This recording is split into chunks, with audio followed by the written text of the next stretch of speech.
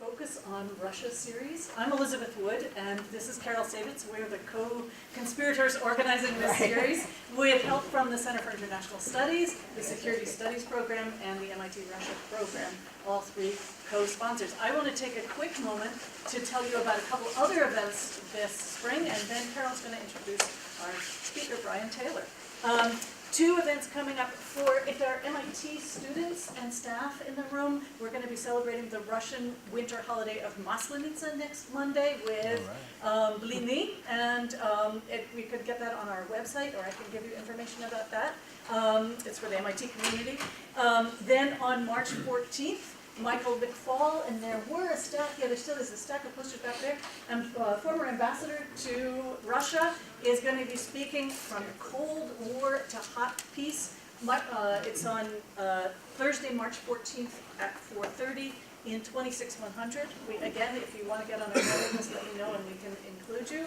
And then on March 20th, Ilya Kukulin, who is not as well known as Michael McFaul, but I think and very worth listening to, social literary critic, cultural historian, is going to be talking about rap in Russia, performing sincerity, staging revolt, and arguing that from the 2010s, mid-2010s, rap has become a very interesting phenomenon in Russia. And so also let us know if you want to hear more about that talk. And then Carol is going to introduce Brian Taylor. It's really a great pleasure to introduce Brian Taylor, who is an MIT PhD. We should all cheer. He's one of ours. Brian and I have known each other for a good number of years. We were trying to figure out exactly how long. He is currently a professor of political science and the chair of the political science department at Syracuse University. He works on comparative politics and Russian politics, and he's going to be speaking about his book today, The Code of Putinism, and the books are for sale thanks to the Harvard Coop, actually, because the MIT Coop is moving this week, so the books are for sale in the back of the room if you are interested. He's written a lot about Russia. This is his current book. Previously, he's written State Building in Putin's Russia, Policing and Coercion After Communism. If I could speak, it would help. Other articles about the transformation of the Russian state and police state in Russia. And it's really, without reading the whole CV, it's really a delight to have Brian here, who's going to talk to us about his research on Putinism. Okay, great. Thanks, Carol. It really is great to be back here. It was so long ago that I started here. I came here because of something called the Soviet Security Studies Working Group. So there was Soviet studies, and there was a group that worked on it. We don't have Soviet studies anymore, and I don't know if we have a Russian studies working group other than Elizabeth and Carol here. So, but it's great to be back and see some familiar faces and see some new people, obviously. So what am I going to talk about? I'm going to talk about what is Putin up to. If there are any PhD students in the room, this is a terrible research question, right? But one of the beauties of tenure, I guess, is you can write about what you want to write about. So even though it's not really a great research question, it's an important policy question that if you pay any attention to what's going on in the news at all, and you probably do because you're in this room, you know a lot of people are asking what is Putin up to. And I basically got into this project through a dare. So someone in the field said to me, you know, is there any book about Putin that is kind of like Merle Feinsad's How Russia is Ruled, which was this classic of Soviet studies that tried to explain what he called the anatomy and physiology of the Stalinist system. So I gave this person, a few books that I thought sort of did this, but I said there's really nothing quite like that. And this person said, well, you should write that book. So, and this person also had money to give me. So I went and did the research for it and wrote the book. And here is some of what I found. So first of all, unlike Stalinism, Putinism is not an ideology. Not that Stalinism was necessarily an ideology, but it had a strong ideological component to it. But to me, an ideology is some kind of comprehensive, internally consistent, more or less, worldview, and I don't think we have that with Putin or with Putinism. I think about it in terms of two different things. First of all, as a system of rule, but more importantly, and this is where the title of the book comes from, as a mentality or what I call a code, a way of experiencing the world. So thinking about Putinism as a system of rule and as a mentality, the mentality is the nervous system that explains what we see in terms of the system and in terms of the outputs of that system. So I'm going to talk a bit about the code and then a bit about the system and some of its outputs today. So what are our core arguments? First of all, I'm going to tell you Putin matters, and half of you are about to leave because you're thinking, well, why am I here? I already thought that Putin mattered. I didn't need a professor to tell me that Putin matters. But it's important to lay that groundwork because there's a lot of approaches in political science that actually don't think leaders matter that much at all, right?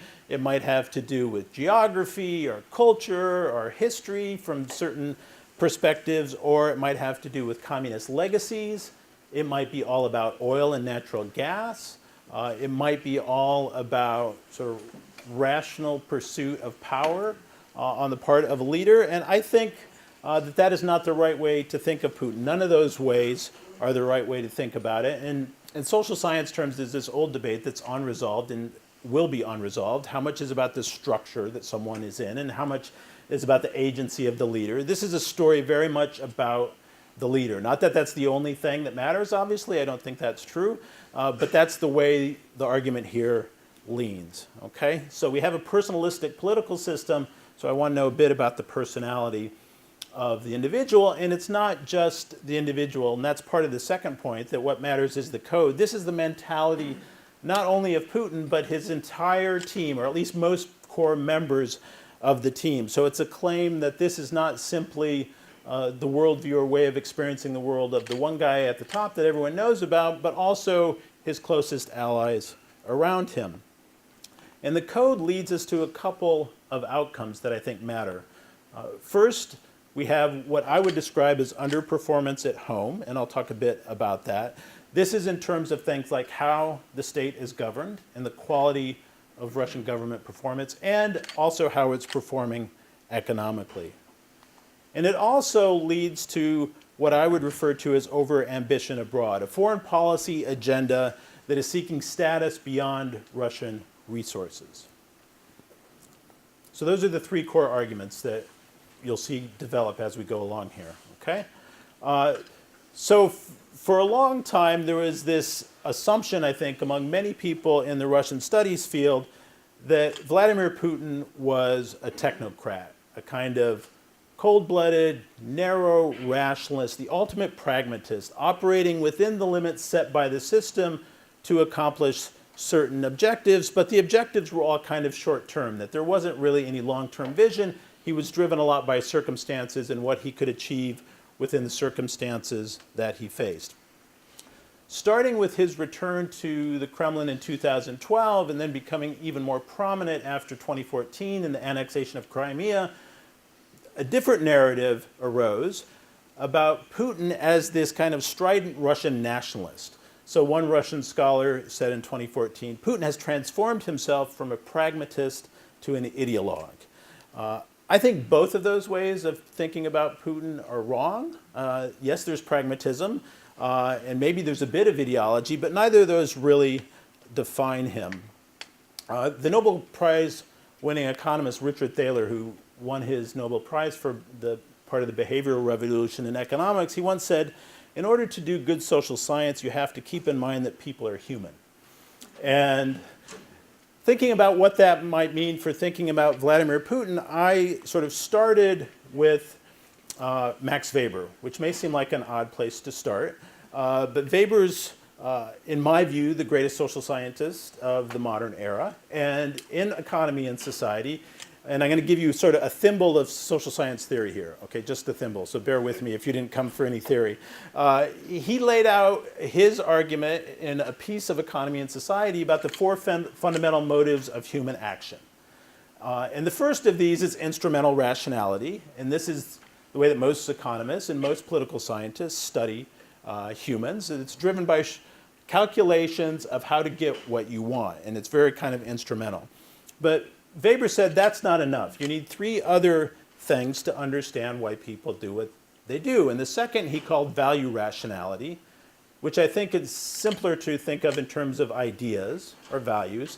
And this is also an objective that you want to achieve, but it's not necessarily just about instrumental gain. It's also about some higher commitment you have to a set of values or ideas.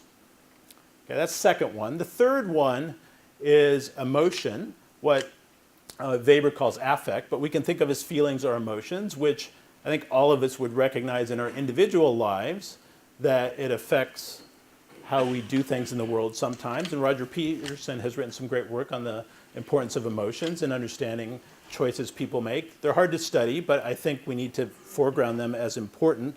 And the fourth thing that Weber referred to is habit. Okay, these sort of preconscious reactions to stimuli that you're not really necessarily thinking deeply about, but they are learned behaviors that are conditional responses to certain stimuli. So where do we go with this in terms of thinking about Putin? So what I tried to do in the book is lay out, based on studying the guy for 20 years and what he said and what the people around him have said and done and talking to lots of smart people in Russia, is figure out what's at the core of his mentality and the mentality of Team Putin. So in terms of ideas, I focus on a couple, and I'm not giving you the whole list here. There's about a dozen in the book, and I'm going to talk about 9 or so here. The core idea, I think the most important one, is that Vladimir Putin is a statist who thinks that it is important for Russia to have a strong state internally, a state that's stronger than society, and the good of the state is more important than the good of the individual. And also this strong state has to be strong internationally. So in Russian, these are two different words, one about statism at home and one about Russia, the state abroad, as a great power. And Putin thinks both of those things are important, and he thinks they're linked. So in 2003, he said, during those times when Russia ceased to be a great power, it also faced the risk of internal decay and collapse. So the two are logically linked in his mind.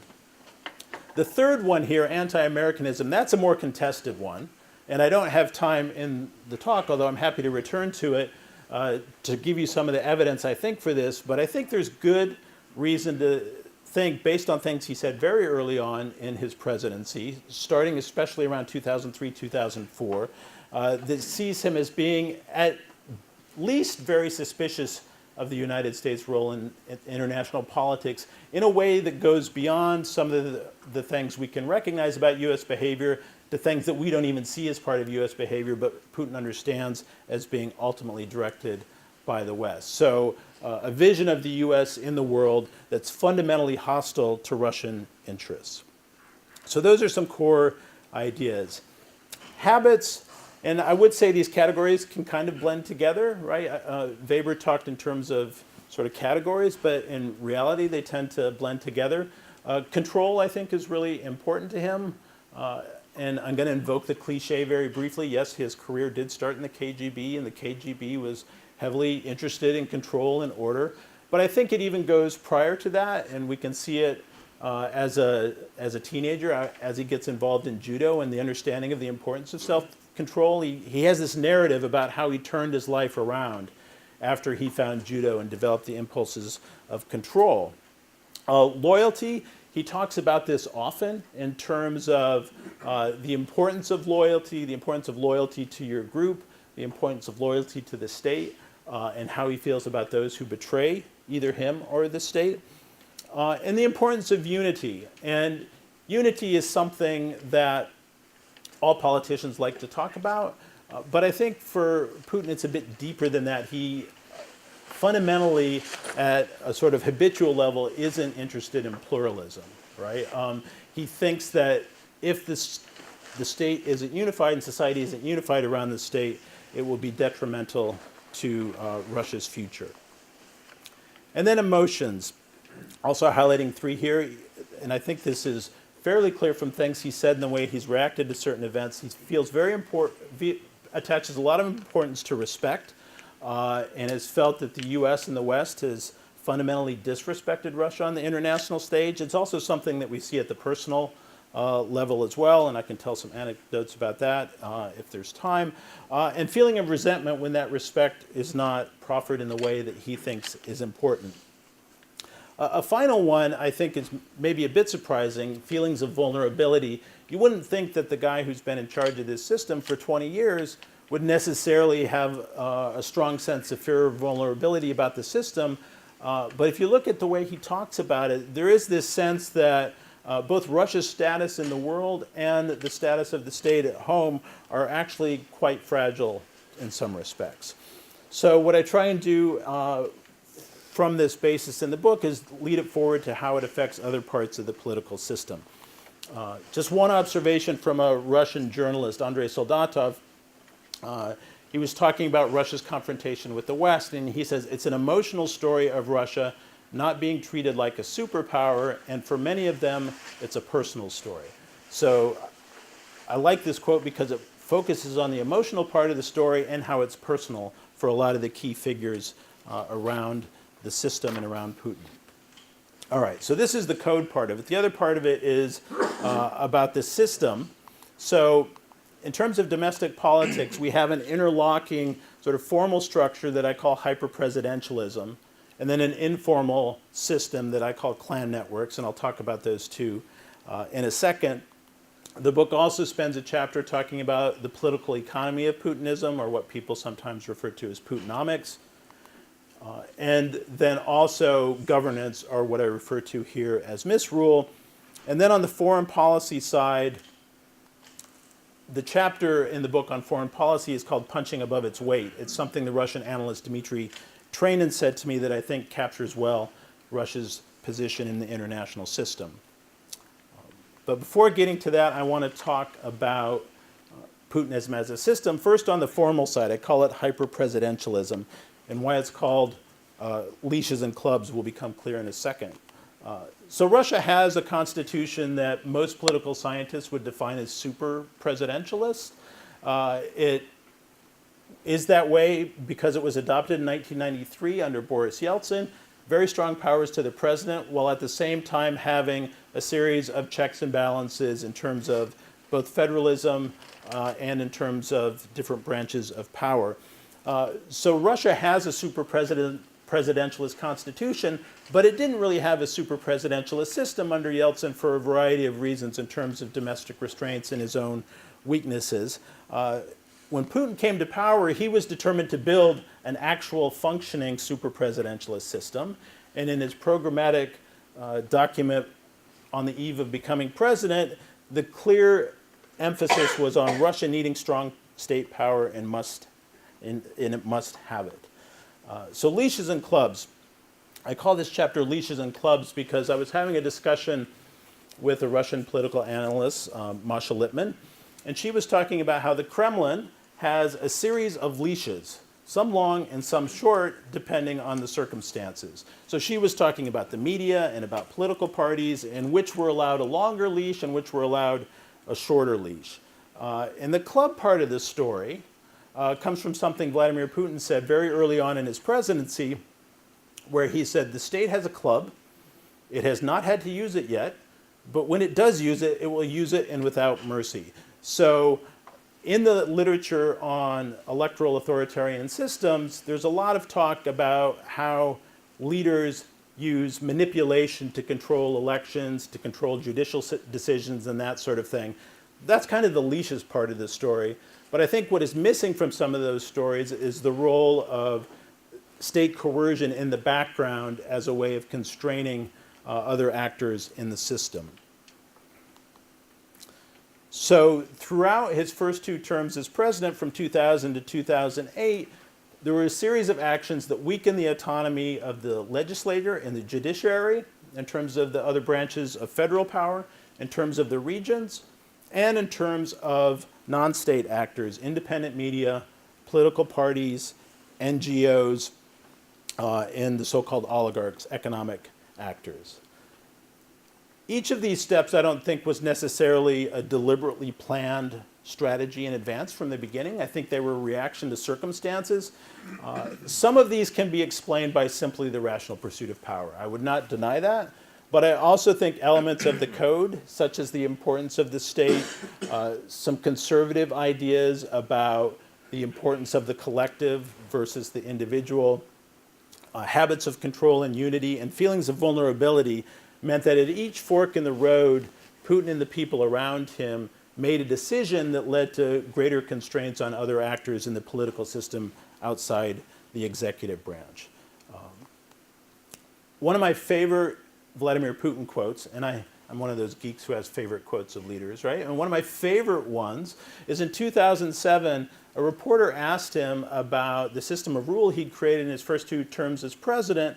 And Putin said, look, we went through a really deep structural crisis after the collapse of the Soviet Union, and we found we had to do a lot of things in the operation mode of manual steering, okay, where we had to control things from the center to make sure that the system continued to work. And the reporter asked, well, how long are we going to need manual steering? And Putin said, well, another 15 or 20 years, which would put us in the mid-2020s, right? But I think that's kind of the way he sees the system. It's too fragile for institutions to run on their own, so it needs a lot of control from the center. So the Russian sociologist Olga Krishtanovskaya, who's one of their leading scholars of the elite, back in 2007, so this is now 12 years ago, was talking about how the system had changed during Putin's first 2 terms. What is disorder in the eyes of a man in uniform? The Duma is not subordinate to the presidential administration? Disorder. Political parties wanted something? The mass media talked about something? All of this is disorder that must be liquidated. And they liquidated it. In 7 years, the Chekists refer to people who have a background in the secret services, the KGB, have completely changed the political system in the country, not changing one letter of the Constitution, which was true at the time that she said that. Okay? So it's not that there was a deliberate plan to build this hyper-presidentialist system, but each decision, sort of driven by the code, led to this outcome.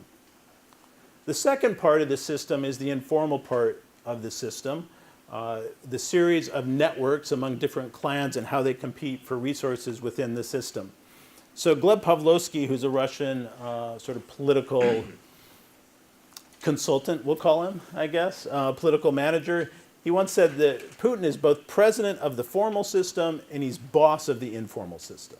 He has this dual role. And it was clear from Pavlovsky's discussion that the second role, right, the boss of the informal system, is the more important one. Now, it's not unusual in many political systems for these informal ties among actors to be at least as important as the formal structures put in place by the Constitution. And it's certainly not unique in Russian history for these kinds of ties also to be very important. So one of the questions that you should always ask, and a Russian journalist told this to me in Novosibirsk, he said, you always have to ask, whose person is this? Right, when you're looking at a particular actor in the system. And one of the things that Putin excels at is managing the different clans and how they interrelate with each other.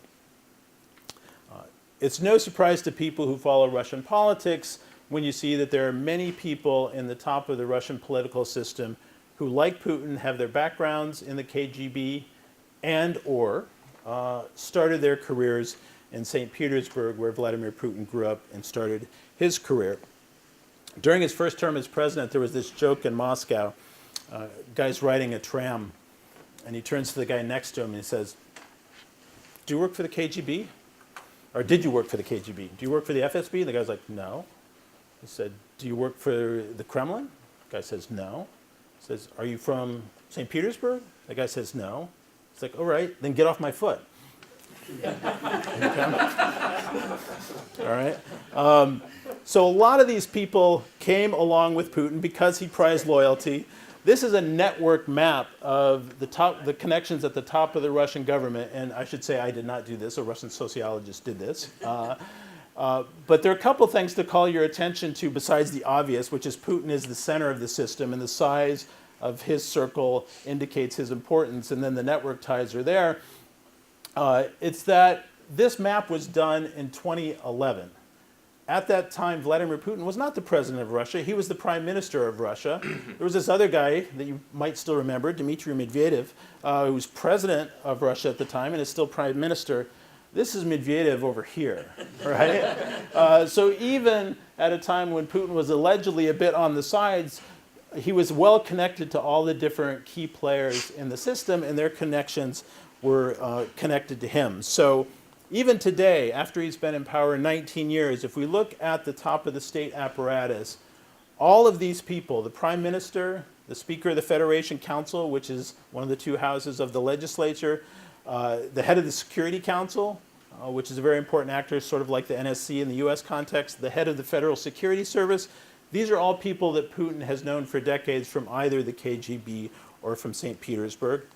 And even more surprising, perhaps, if we look in the economy, we see the same sort of system. So the head of Gazprom, the large state gas company, the head of Rosneft, the large state oil company, the head of Sberbank, which is the large state bank, Transneft, which controls the pipelines, Rostec, which is the military-industrial conglomerate, and the National Media Group, which is the largest holder of private media, in addition to those controlled by the state. These are all held by people that Putin knows for decades from either the KGB or St. Petersburg or both. So you have putting all of his people in power because loyalty is very important to them, and he trusts them to run the system in a way that he sees as necessary.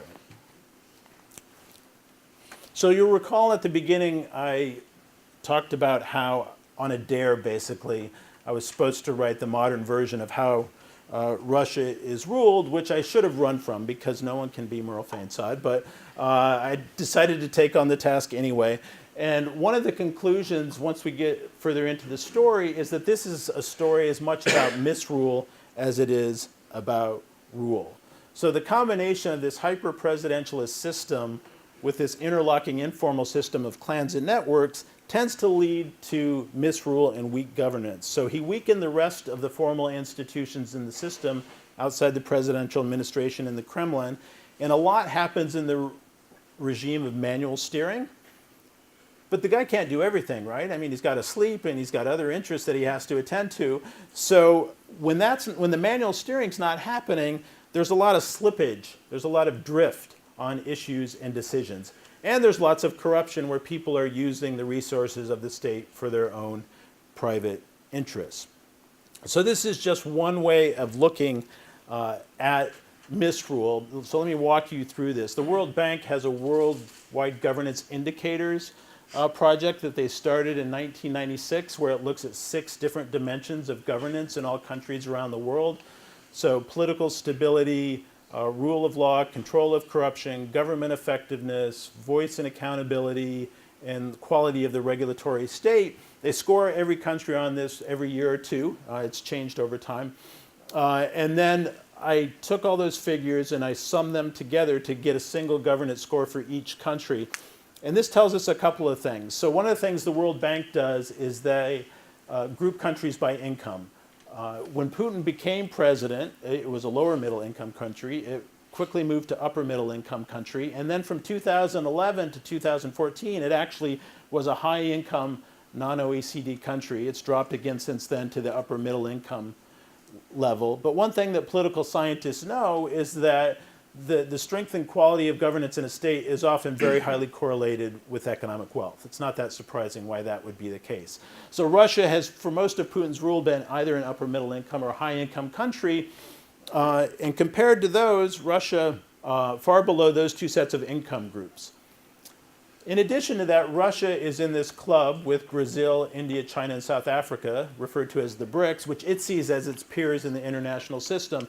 And if we take Russia out from that group of countries, that's why it's called the BRICS here, so Brazil, India, China, and South Africa, Russia also underperforms quite a bit relative to those countries. And Russia is actually the richest in terms of per capita GDP compared to those other 4 countries. So we see it lagging behind countries that you would think would be its natural comparison set.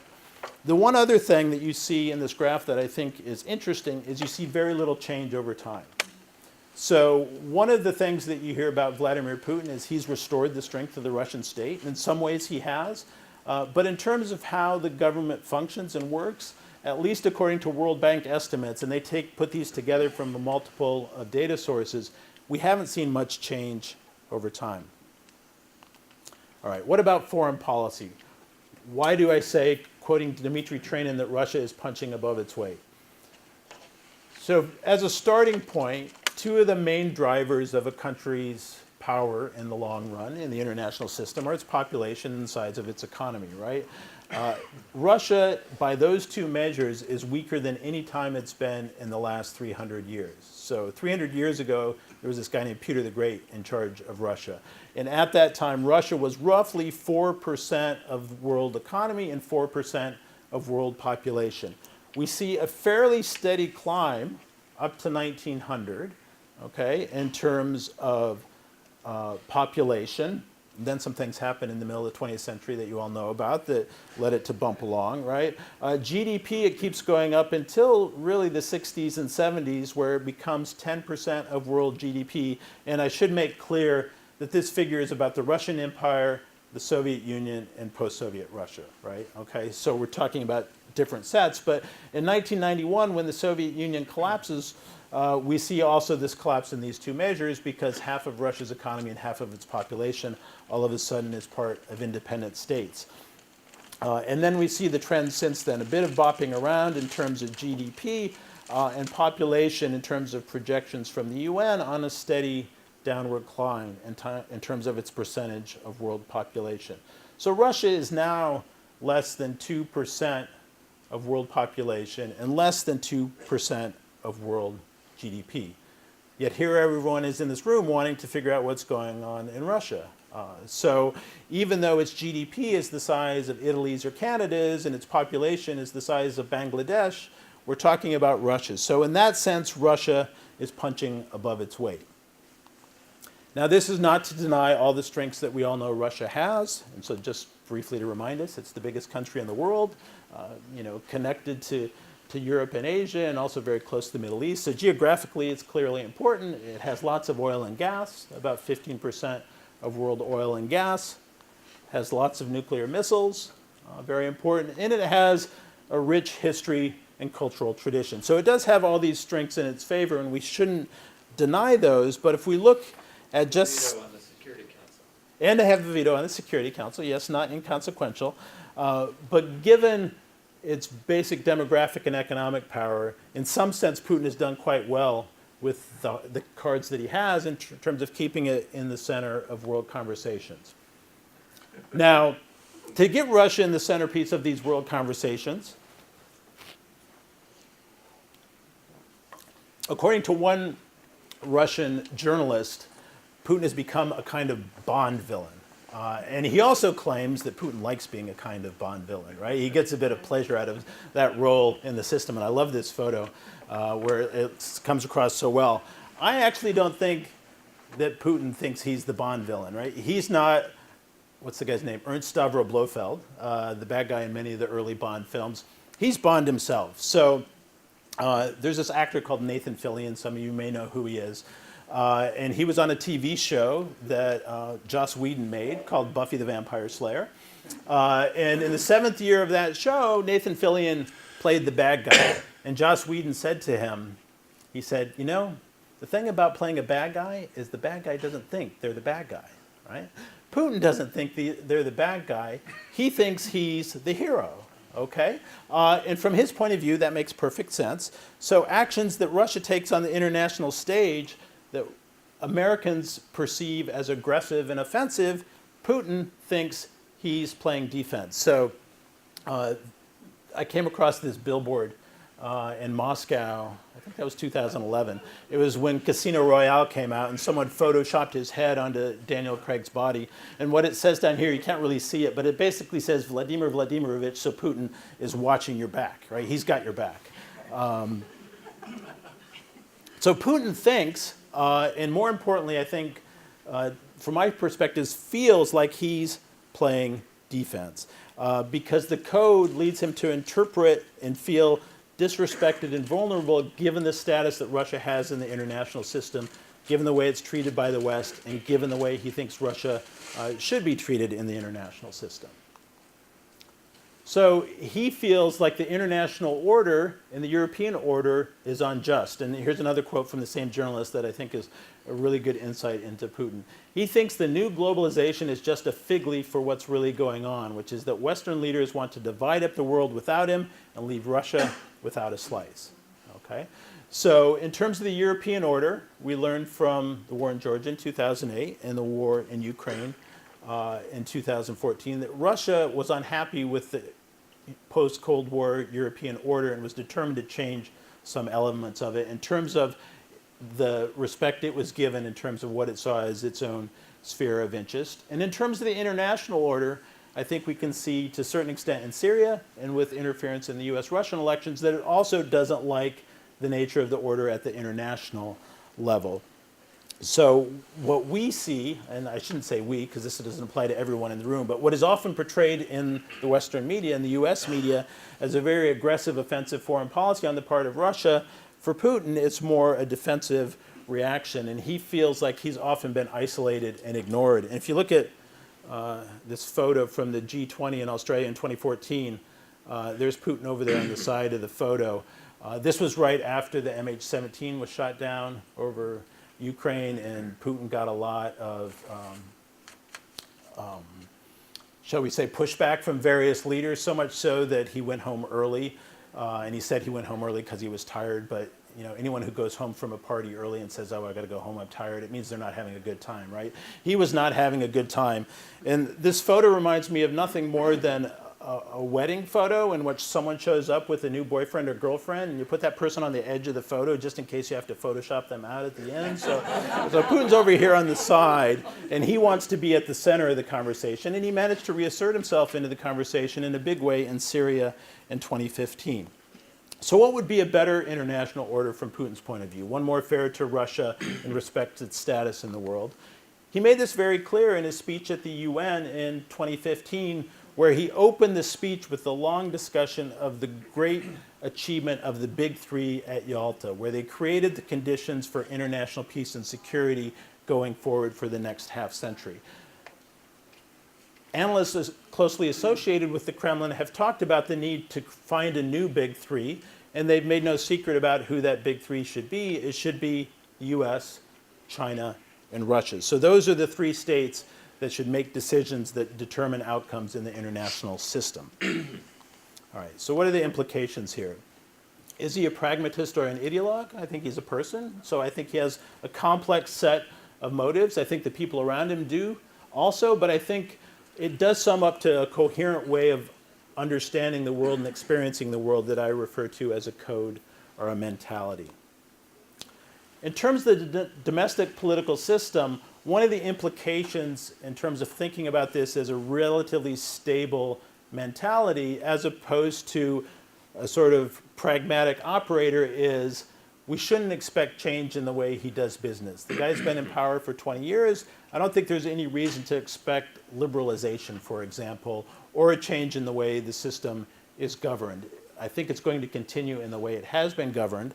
At the same time, we do know, I think, I would defend this claim, that a decade of economic growth that averages out to less than 1% and 5 years of declining living standards inside Russia has meant that pressure for change is starting to grow. And we will see how that develops over the next 5 years, but it's already reflected in his lower approval ratings in the last year or so, and it's also, I think, reflected in all the maneuvering that's going around about what happens when Putin is supposed to leave power in 2024. I think this is going to be a very difficult term for Putin as president, his most difficult yet. And then in terms of foreign policy, we see this mismatch between what I've described here as the code of Putinism and what is often referred to as the liberal international order. And we can talk about unpacking that concept if you want, but basically the idea of a rules-based international order in terms of trade, in terms of promoting democracy and human rights, and in terms of the importance of respecting the wishes not only of the great powers, but also small states, at least in certain occasions. So there is this mismatch between the code of Putinism and the liberal international order. Of course, the wild card in the system that I haven't talked at all about yet is the US President Donald J. Trump also doesn't seem to be a very big fan of the liberal international order. So it's not only in terms of Putin that we see maybe this system that developed after World War II and then was perpetuated after the Cold War is in a difficult period right now. All right, thank you.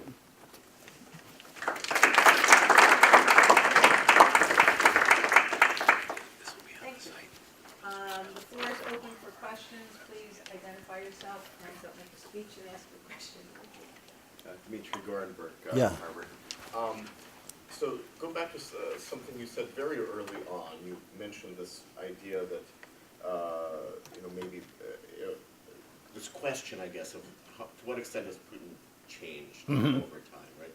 And I wanted to sort of you didn't really come back to it, so I wanted to sort of get your thoughts a little bit on to what extent is this code something that's been constant throughout the almost 20 years of Putinism, versus to what extent has it evolved as he's learned, adapted to the environment, et cetera, and as a sort of a second part of that, to what extent is it something that's unique to him and his sort of cohort versus something that's sort of a continuing for Russian leadership over a longer time period, at least in the post-Soviet period?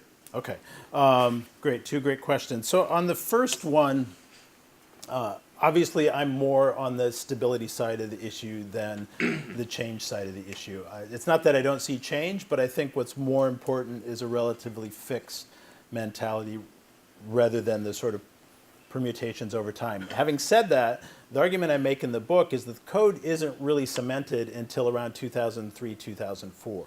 And there are a series of things that happen both internationally and domestically that lead it to take root in that time period. So this includes things like the arrest of Mikhail Khodorkovsky and the Yukos affair in 2003, which I think showed the strength of the status on the economic side versus the liberals who had been sort of running the show the first couple of years. I think the Iraq War was important for disillusioning Putin with the prospects of doing a deal with the U.S. after 9/11. I think Beslan was hugely important there, the terrorist attack in Beslan. And if you look back at the very brief speech that Putin made after Beslan, one of the curious things he says in that speech, he doesn't talk about Chechnya at all, right? He doesn't mention Chechnya. He says, they wanted to rip a juicy morsel from us. Others are helping them. They're helping them because of our nuclear weapons. So the they who's ripping the juicy morsel are the terrorists. And the others helping them, I think it was pretty clear he meant the United States. And then 3 months later, you have the Orange Revolution in Ukraine, the first of two Orange Revolutions, one might say, in which a rigged election led to protests, led to a new election, and the victory of the so-called Orange forces, the more pro-European Ukrainian forces. And Putin believed quite strongly that the U.S. played an important role in that outcome there. So I think those things together led him to become more convinced than he had been before that the West was out to get him, in the United States in particular. And I also think he was just growing in confidence in terms of his ability to run the system. There's this anecdote, which is only an anecdote, so I don't know if it's true, but the story is that Igor Sechin, who is now the head of Rosneft, is very close to Putin, worked in the presidential administration then. In 2004, when Putin's second term started, they replaced the prime minister, this guy named Mikhail Kasyanov, who'd been someone associated more with the Yeltsin liberal forces. They replaced him with someone whose background was in the KGB. And allegedly, when Kasyanov was shown out of the Kremlin, Sechin said to him, "Thank you for showing us how to run the country. We've got it from here."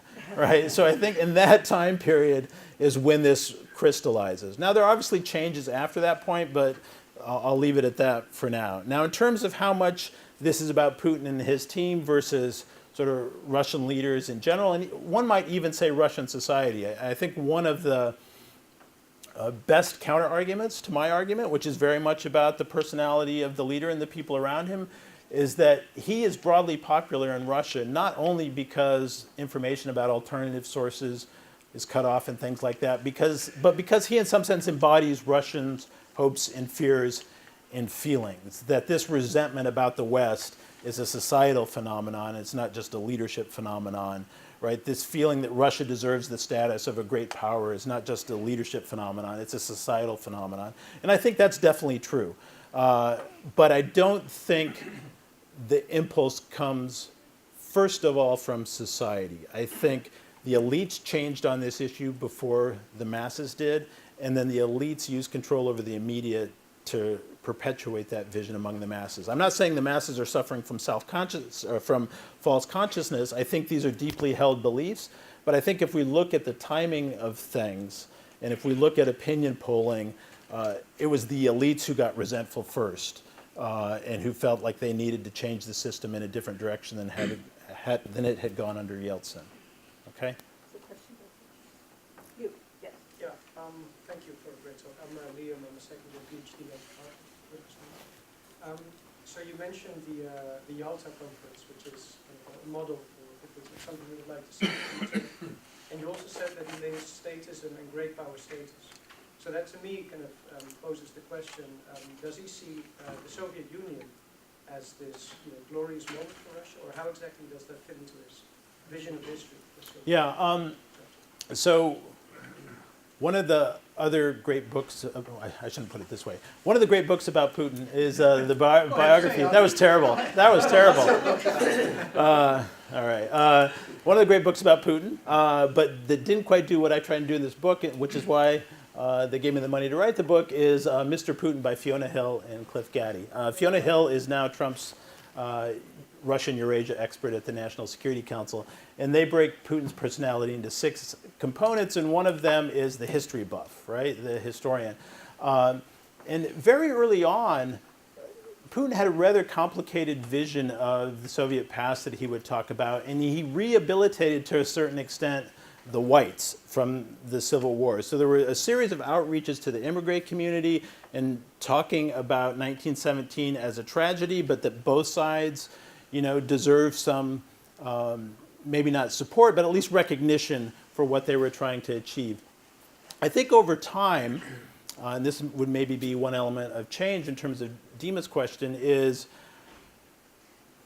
the other parts have gone into the past or into the background a bit, and the Soviet period has become more prominent. And there's a book called The Long Hangover by a journalist, Sean Walker, that talks about the importance that World War II has taken in the sort of vision of Russia's past that Putin wants to promote. So we see a much stronger sort of Soviet fixation in the way they talk about Russian history than we did see at the beginning of it. But they do want to connect it together into a longer narrative about Russian greatness that both precedes the Soviet period and persists after the Soviet period. Okay. Yeah. So I wonder if you could say a little bit about Putin and the European Union. Yeah. And if you want to talk about Trump and the European Union, that'd be good too. Because I kind of have a theory that maybe their affect to the European Union rises from similar impulses. Okay. Who's they? The Russians? You mean? Yeah. Oh, Trump and Putin. Yeah. Oh, yeah. Okay. Yeah. So, at least initially, the European Union was not really seen as much of a problem as NATO, right? And they spent most of their time, and this is shared across the Russian elite political spectrum, talking about NATO expansion and the evils of that. And there was even in that conversation an attempt to say, well, maybe EU enlargement is okay, but not NATO expansion. We'll differentiate between the two. That's gone away, right? The EU is seen as just as much of a Trojan horse of the West as NATO. In fact, it's more like a Trojan horse, right? Because it pretends it's a gift, but it's really a weapon. Whereas NATO, it's more clear what the weapon part of the story is. So I think that over time, and this became clear in the events around Ukraine in 2013, that they believed the West was using these EU accession agreements and partnership agreements as a way of pulling other countries out of their sphere of influence. And they felt like the West wasn't listening to them. And to a certain extent, the West wasn't listening to some complaints that were legitimate and some complaints that were probably not so legitimate. And given that understanding, they've become increasingly hostile, and they created their own alternative Eurasian Economic Union as an alternative to that. But ultimately, the way Putin talks about the EU and West Europe is that it's only quasi-independent. He sees it as very much dependent upon the U.S. And he talks about how the U.S. doesn't need allies, it needs vassals. So I think the efforts to cause sort of discord in the European Union, it's aimed at the European Union because it's aimed at the West more generally. So we see sponsorship of alternative parties on both the left and the right by the Russians in various EU member countries as a way of sort of disrupting this Western order that the U.S. controls, but the EU is part of. In terms of Trump, I guess I see it as different. I think Trump, thinks that they're free riders, and he also doesn't really get multilateralism. So back to the point about liberal international order, he's interested in bilateral deals and not multilateral institutions. In that sense, I guess there is some similarity in that Putin doesn't really believe these international. Doesn't see the EU at this moment as co-optimal, right? If you were living in a different international system and you were looking at the disputes between the European Union and the United States, and you were a Russian leader, you go, this is a wedge that I want to drive. I don't want to drive these two parties together. I want to pry these parties apart. And I'm wondering if you sense any, because what looks to me that Putin's reaction is going to have the effect of driving the EU and the United States back together rather than maximizing the contradictions, so to speak, that we've seen in the last 2 years. But Barry, they have the other issue of interfering in terms of the Brexit vote, paying the far No, right that in is what Italy, that if they're still trying to disrupt the EU, Right. separate from the EU-US relationship. Right, Barry's wondering why that's true. Why they're still trying to disrupt the EU? Yeah, rather than co-opt it. Uh-huh. Right. Why not get the EU on their side against the United States? Because in his eyes, he is the weaker power. The European Union is the weaker power. Weaker power is usually balanced against stronger powers. Trump is making himself a not much like stronger power. Uh-huh. It's clear that Trump and the EU are having problems. I'm surprised that this guy who's this cunning strategist hasn't had the light go on yet, which is to say, maybe I'm proceeding incorrectly here. I could lure the EU away from this. How would he do that? Is he a cunning strategist? Yeah, I mean, I think one of my Well, I don't points think is he is, but I'm just one of my wondering- points is he's not a cunning strategist, right? But it's hard to build an internal political order like the one they have in Russia and make yourself an attractive pole opposed to U.S. power in the system to the Europeans, because I don't think it's all about structural distribution of power. I think there are some I think shared you're wrong. values there. The Germans have have had no trouble relating to Russia. They talk a good game, but all the material relationships are basically still there. They're going to get more energy dependent on the Russians. Well, I don't think that's fair to Angela Merkel, who I think helped rally the EU in support of sanctions after Crimea and Ukraine and the MH17 thing. And if you look at her speeches on the issue in 2014 and 2015, and even what she said directly, when she went for the 60th anniversary of World War II in Moscow, she said, we have a new international order in which these depredations against other countries and the changing of borders is not legitimate. So pursuing the foreign policy that Putin has pursued is not simpatico with, I think, the way people like Merkel see the international system. So there are plenty of Germans who are willing to make money off Gazprom and things like that, including their former prime minister, Gerhard Schroeder, right? But I see the values disconnect here being too great, and I don't think they see an attractive sort of pole. So they're more pole, P-O-L-E, right, in terms of polarity. They're more interested in disruption than they are in co-option, and I think the proposal that they should really try and co-opt the EU is a non-starter, given the nature of their political ordering, given the way Putin sees the world. So, yeah. You have a question? Yeah, hi, thanks. Yeah. James, here in Cambridge. You talked about, a number of times you used the phrase something like, Putin believes, Putin believes. Now, with Yeah. Ukraine, you did actually touch on whether there's any basis for that belief. And I think that's important. Is there or is there not a basis for some of those beliefs? For example, in Ukraine, do you think, is there evidence, and what kind of evidence is there for the sort of interference that you say he believes. Mm-hmm. I'm somewhat agnostic on that, but I'd be interested to hear you. And it's related to a larger question, which it's sort of Putinism versus the liberal international Right. order. Now, whether or not this really explains Putinism, is there not plenty of evidence that this liberal international order is, in many respects, a fraud? You mentioned the invasion, you mentioned Iraq. Mm-hmm. If you're looking at that world and you're hearing about a liberal international order, but you're seeing evidence of something quite different, Mm-hmm. you know, it might not explain your behavior, but it might help persuade others that your behavior Yeah. makes sense. Yeah. Yeah, Putin basically thinks the West is a bunch of hypocrites when it Yeah. talks about a liberal international order, and that it's more about the West using these fancy words about international order to cement Western dominance of the system, and that's why he's, determined in some sense to come to a different system. Now, I'm not here to defend U.S. foreign policy across a whole host of issues, from NATO expansion to Iraq to many other things, and any leader sitting in the Kremlin would find many of these policies potentially dangerous from the point of view of Russia. But I think it goes a bit further in the case of what I see as Team Putin. First of all, there's a very strong view that when the West talks about a liberal order, not only in terms of international politics, but domestic politics, that's all fake too. So when the U.S.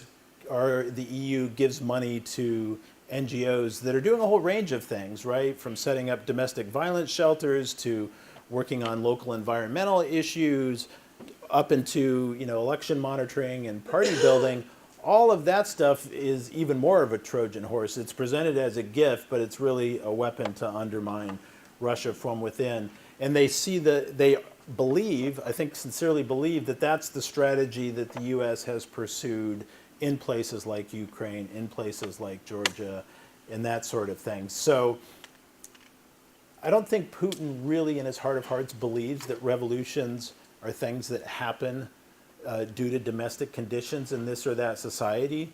He thinks they're all instigated by some outside actor. So he doesn't ask, why did this revolution happen, but why did some external actor bring about this event? And the answer is usually, well, it's designed ultimately to undermine Russia and its allies in the system. So that's why I said not only does he recognize U.S. and Western policies that are legitimately, I think, challenging to Russia's position in the system, but he also sees policies that really don't have anything to do with weakening Russia, in my view, with very much directed at Russia. And that's why after Beslan, terrorism in the North Caucasus is blamed on the U.S. as some kind of strategy.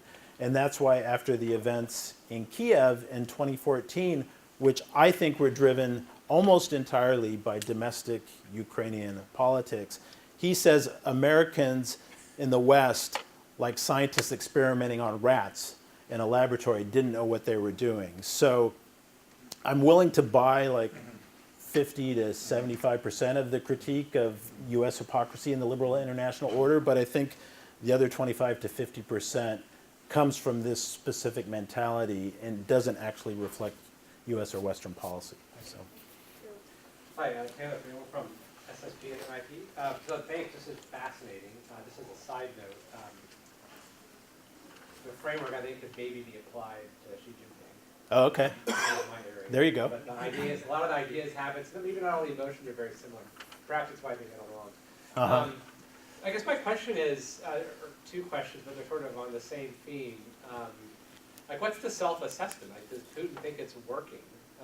More respect and more stability, more greatness.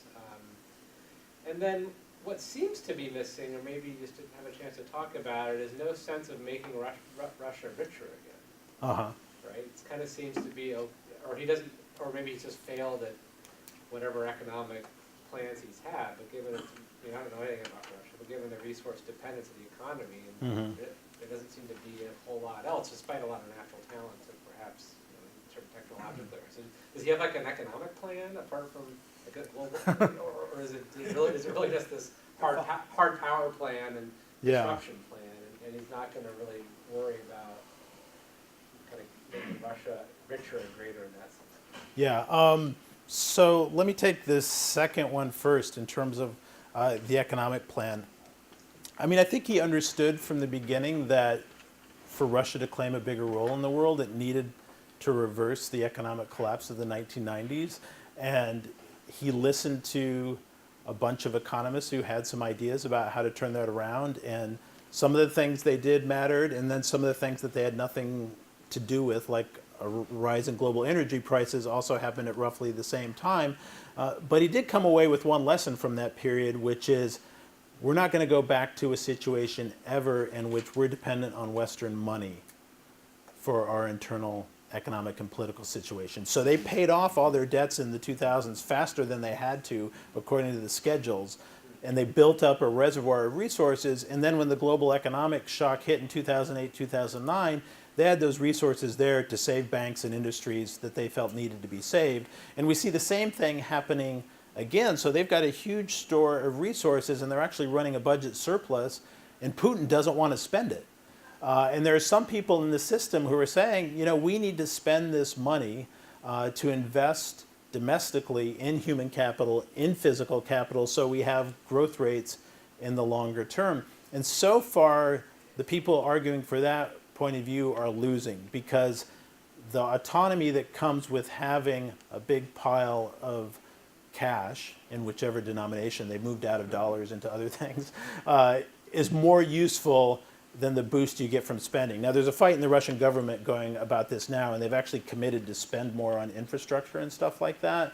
But I almost see that more as a rent redistribution system than any kind of hope of changing the system in the long term. I don't know if Putin fully understands this or not, but to get back to a higher rate of growth like they had in the 2000s, they need serious institutional reform, and serious institutional reform means all the things that undermine the existing political order in terms of rule of law, greater transparency, and those sorts of things. So I think he's holding resources and hoping that world energy prices go up again. I think that's his economic strategy, which isn't much of an economic strategy, but I think that's all he's got right now. Oh, and he's trying to have incentivize Russians to have more babies, which fixes the demographic problem. And they're throwing a lot of money at that. I don't think they're going to arrest the natural decline that we're already seeing. So in terms of self-assessment, I don't think this system is built for really good self-assessment, because the information inputs into the Kremlin seem pretty restricted these days. And talking to people in Russia, they say, you notice that Putin makes a lot more mistakes in public statements than he used to. He used to seem to be extremely well informed, and in some ways he is still extremely well informed, and he does do his homework, but things appear in his statements now more frequently that clearly have no basis in fact, and you're wondering, like, who told him that, and why did they tell him that? There was this great example from the Oliver Stone documentary where he went and did a series of interviews with Putin. And Putin at one point, he pulls out a phone and he's like, let me show you this video of us hitting ISIL, targets in Syria. And this went online, and people looked at it and they're like, that's from a video game, and we know which video game it's from. I don't know which video game it's from, because I'm not a gamer. But it was, and so lots of questions arose, like, who gave that to Putin and told him that was Russian troops? Was there no one else who could tell him that wasn't what he was seeing, right? So there are some concerns that the system is maybe, starting to suffer from the tightening of control at the top. So. Yes. I have a question about how the code of Putinism, and specifically the system of leashes and clubs that you introduced, changed the role of the military and other uniformed services in Russian politics, because there seems to be a dynamics of first exclusion of the military from the politics, and then reshaping its role. So can you explain? Yeah. So this is actually back to my first love. I wrote my dissertation here at MIT on the military in Russian and Soviet history. The military is much more important to Putinism now than it was at the beginning, I think. But I think that's largely for foreign policy reasons. It's been quite successful in many important ways in Syria. And they put a lot of money into the military over the last 10 years. Dmitry Gornberg has written a lot about this, and it's been a fairly successful rearmament program. And it matters also for domestic legitimation, but I don't think it matters in terms of domestic control. They have a whole separate set of agencies that are responsible for that. There's the Federal Security Service, there's the Investigative Committee, there's the police, and there's this new thing, the National Guard. It's called Roskvardia, the Russian Guard, which also is controlled by another Leningrad KGB guy. Zolotov's his name. So they've built an internal repression system, which is the club. It normally operates in a regime of what Luke and Way and Steve Levitsky call soft coercion, right? So they don't want to deploy force in a direct way. They want to harass people, arrest people, just make it hard for opponents of the system to operate. And that usually works in most cases all the time. But they do have this sort of backup set of institutions that are available if necessary to try and protect the system from more direct challenges. I'm not sure if that gets at your question about the military, though. Is that what you were asking about, or? My question was rather, is it a part of the code of Putinism actually to use a club against the military if necessary, for example, or to put a military on a leash, for example, if necessary? Oh, okay. Was it a part of the initial design of state-military relations?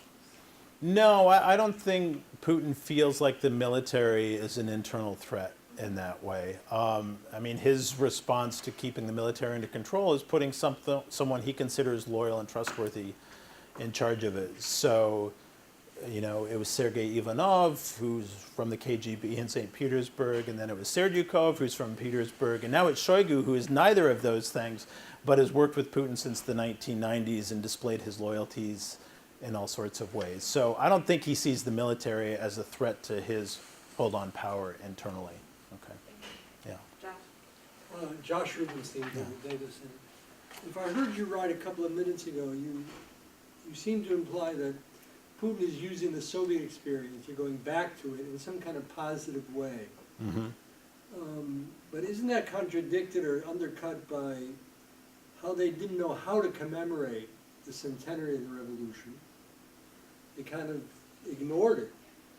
And there was a symptomatic film about Trotsky that came out, this abominable film, clearly anti-Semitic, clear refutation of what Lenin's role might have been or Stalin's role might have been, is blaming it all on Trotsky, which is a kind of dismissal of the revolutionary period altogether. And then this reviving of interest in World War II and using that as a linchpin goes back at least to the Brezhnev period. Yeah. They needed something to legitimate the regime. Mm-hmm. So they picked the defeat of Nazi Germany and, of course, ignored the pact, which continues to this day. So do we have any idea what Putin really does think about the Soviet experience? I mean, we have some clues based on what he's said, right? I mean, he described himself in his 1999-2000 campaign biography as a completely successful product of Soviet indoctrination, right?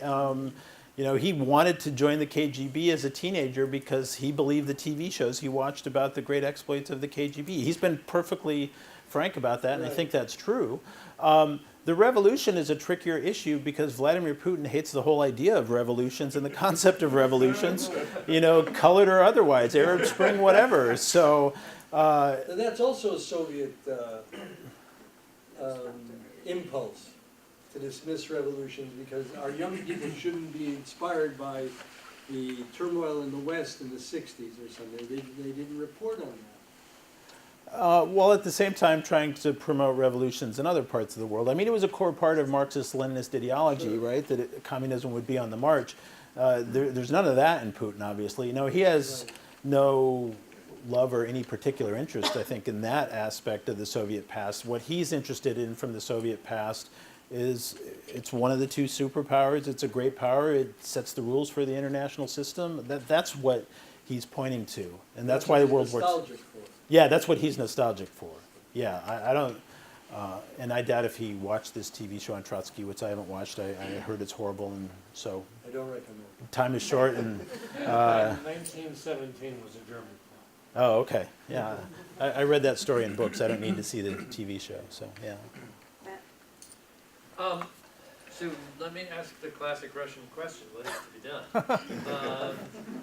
So do you think it's plausible, given the understandings that Putin has developed and sort of hardened since 2002, 3, 4, et cetera, to the present, that with a different U.S. policy, we might be able to cut some kind of deal that would go back to some kind of détente kind of situation without compromising too many of our values and interests? Or is it just something we're going to have to be in a totally hostile relationship with him as long as he's on the scene? Totally hostile, no. But I don't foresee an improvement in a serious improvement in U.S.-Russian relations while Putin is president, because he doesn't trust the United States to treat fairly with Russia, and he has a whole series of things that he would point to as evidence for that. And people around him have said openly on multiple occasions that they think the ultimate U.S. goal is to undermine Russia from within, break up the country, and take its oil. So if that's the U.S. grand strategy for Russia, it's hard to figure out how you have something that looks like even détente to a certain extent. Now, Putin does this thing where he refers to our American partners, but I think that's just sarcasm on his part now. It's sort of this thing that he likes to do.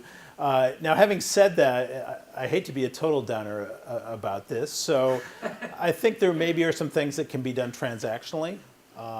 I would think it would be a very smart idea from the point of view of American foreign policy and from the point of view of Russian foreign policy to try to extend the New START treaty. I think it would be a terrible mistake to let that lapse. I think the Russians probably understand that to a certain extent. I don't think the people talking... There's Donald Trump. What's that? They do, but the Trump people don't yet. There is 2 weeks. What do you mean of yet? next You think John presidential- Bolton's going to change his mind about arms control at this stage of his life? There's 2 weeks of the next presidential term to get it done. Okay. So transactional stuff, yes, but no resets, right? Like we've talked about in the not too distant past. I don't see a broader sort of U.S.-Russian agenda taking off. Space Sadly. program, though, seems to work together. Yeah, I mean, that's another sort of, you can carve it out in a little sphere where it's clearly important to both countries and they can isolate it a bit from the larger geopolitical stuff. But I think, Although even there, since 2014, both sides have said, we're gonna phase this out and move apart. well, and some people may have followed the story about the accusations that American astronauts drilled a hole in the space station. So there's suspicion in that realm, too. So. There's a question. Yes, please. I have a quick question. Were there any relatively recent events or actions by Putin that seemed to surprise you? And by that I mean run contrary to your ideas. Oh, okay. Of the code. That's a great question. It's basically, how would you know that you're wrong? So let me think of some examples about how I would know I was wrong.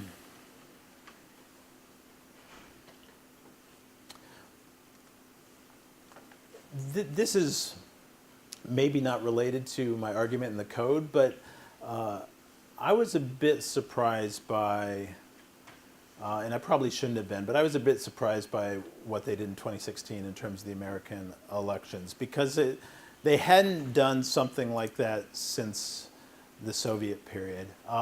Once you knew that it happened, and I don't think there's any dispute about the evidence at this point. Some people still like to run around saying, well, we don't really know what the Russians were up to, but if you read Mueller's indictment, they've got like names, ranks, keystrokes, right? It's all in there in terms of some of the things that the Russian military intelligence was doing.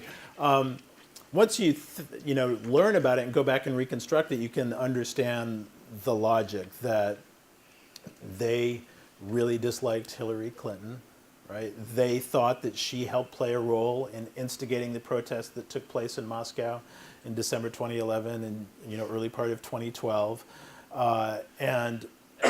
Some journalists, what's that?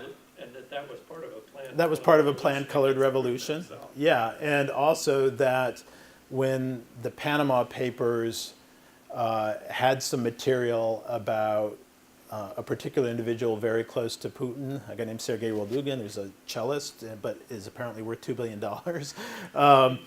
Putin said quite explicitly that he thought this was a CIA operation. So he didn't think this was independent journalists uncovering this. He thought it was an operation directed at him, even though there were lots of other people targeted by those investigations. So if you go back and reconstruct it, it makes sense, but it did strike me as maybe more risky than I would have expected. Because, although I think he's got sort of strong feelings and ideas about Russia's status in the world, I also think of him as kind of a conservative personality and wouldn't necessarily be prone to that much risk-taking. Now, there's this legend that when he was examined by the KGB, that they found that one aspect of his personality was he had a low assessment of risk, right? He didn't recognize risk. But I think that's a story that they put out there deliberately. I don't think there's any really good evidence for that we know of. So I'm having trouble answering your question, and I don't mean that to say that my book is obviously right, because that would be a bit too much. But I think it's telling how many people from the beginning of his regime are still there. So a few people have left as they've gotten older, done something that pushed them out of favor. But that leads me to think there's a specific team with a specific view of the world, and they're pursuing that vision as they go forward. So. Yeah. I'm Seong-jan, MIT Stanford Fellow. Yesterday, Lavrov told Russian media that Trump is taking advice from Putin regarding North Korea. But we know that Russia has been quite marginalized, not only in North Korea nuclear talks, but also in generally this geopolitical competition in Northeast Asia. So I'm just wondering how your quote of Putinism can explain Russia's underperformance in this region. I guess I'm not sure I would say that Russia's underperforming in East Asia in general. I mean, I think one component of Russian strategy under Putin is this closening relationship with China, because they both share a vision of the West in terms of an unfair order that doesn't show them proper respect and give them the status that they deserve, and working together to counteract this more, what they see as a more kind of aggressive Western strategy in the world, and one that they disagree with.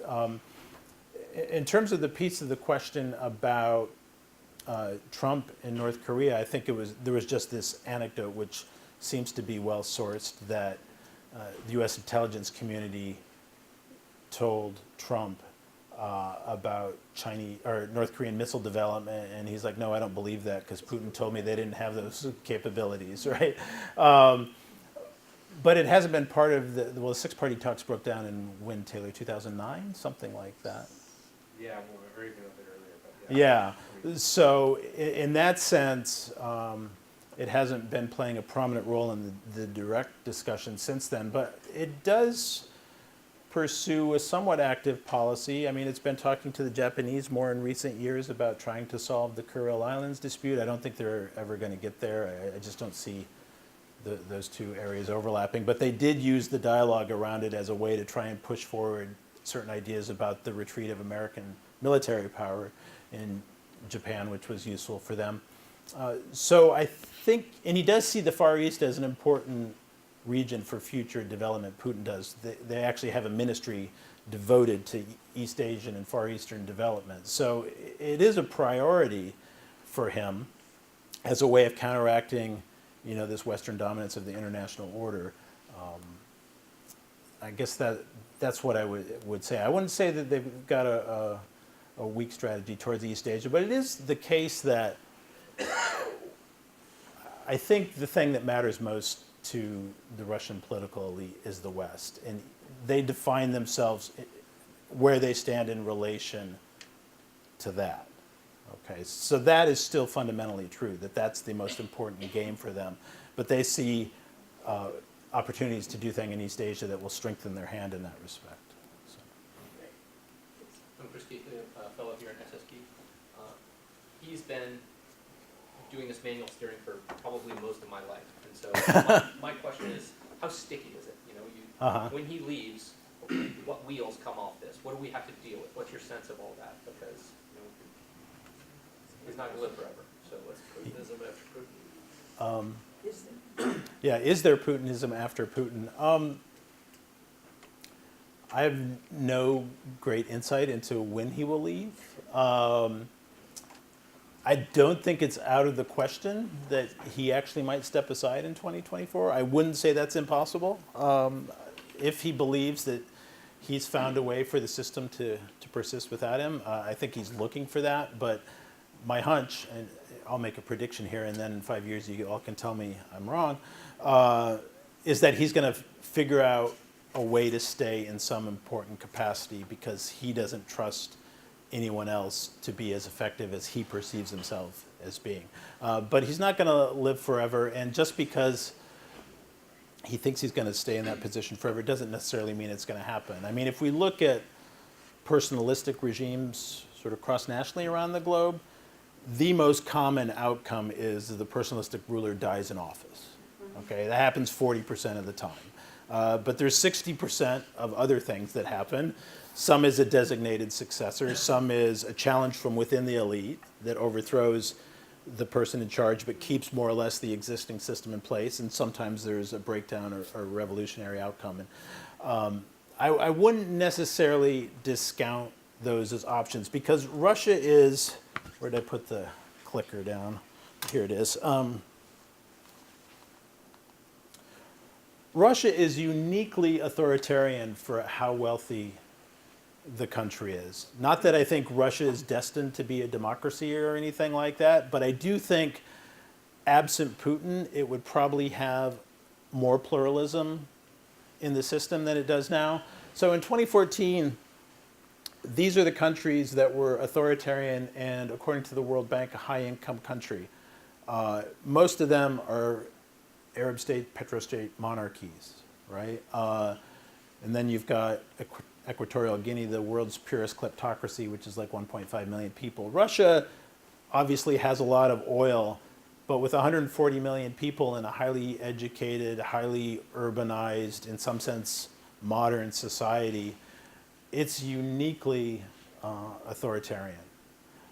So I am still, I guess, in the medium term, somewhat optimistic that post-Putin there will be some elements of liberalization, not a flowering of democracy overnight, and probably something more like we see in some of its neighbors, which Russians might not appreciate, but something like Georgia or Ukraine or Moldova that's not an established democracy, that has plenty of corruption, but still has more pluralism in the system. Elections happen and you don't know in advance who's going to win. Not all television channels are controlled by one key actor, and that sort of thing. So that would be the sort of Eurasian trajectory I would expect absent Putin. Not like Russia becomes a democracy or Russia becomes a fascist dictatorship, but Russia becomes a muddling kind of mixed, system, but still with plenty of governance problems. I don't think those are necessarily, cured instantly. But that's what I would guess going forward. So neither sort of shiny future nor catastrophe, but something more kind of muddled. So, thanks for a great talk. I hear an inherent tension between two elements of the system. Okay. One is the super-presidentialism, and one is the clans, the informal clans. And I'm wondering if in Russian people talk about dogs fighting under the cover, under the, sorry. Under the rug, Under the rug. yeah. How do you think, because this is also the question of where does your system break down? Where can it be proved false? And so I think if we take something like the killing of Nemtsov, right? There's many theories of who killed Nemtsov, why, how. I'd be curious if you think there are moments when you've been able to see visibly how Putin deals with these plans, how he combines his code with what is surely, I mean, some of them are really thuggish, not guys we would want to have relationships with. What's holding it together, those two pieces together? Well, I think one of the things, and Olga Krishtanovskaya said something like this to me, you know, in the U.S. system you have institutional checks and balances, and here our checks and balances are clans. And to a certain extent, I think that's true, that they've managed to weaken many of the institutional constraints, but the informal and group constraints are still there. So he is not an unrestricted, you know, dictator. He is in some sense over time become more czar-like and elevated himself a bit above the clans where they're all part of Team Putin, whereas at the beginning you might have said some of the clans weren't necessarily in the tent. Now I think they're all in the tent, but you're right, they're still fighting for position, resources, you know, access to the first person is going on. And one of the things that happened in 2007, 2008, when he had to figure out, well, what's going to happen now that my term's running out, is all of this clan fighting intensified, and we ended up with people in jail and stuff like that. So I presume we're going to see something similar as we get closer to 2024, because most actors in these different clan networks start with the assumption that if Putin is removed from the system, there's going to be a much more vicious fight for power and succession than with him in the system. So there'll be pressure on him to stay, not only because of his own internal beliefs, but also because all the other key actors would like him to stay.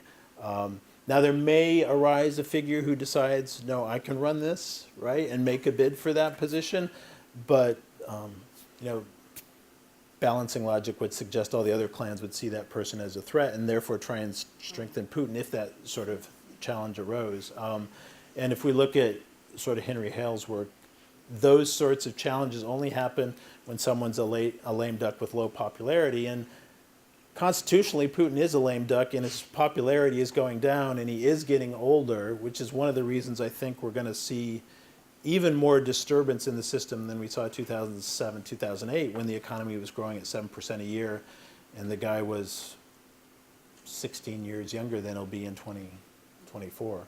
So I think we should end on that note. We should definitely thank our guests. Thank you very much. This was Thank you.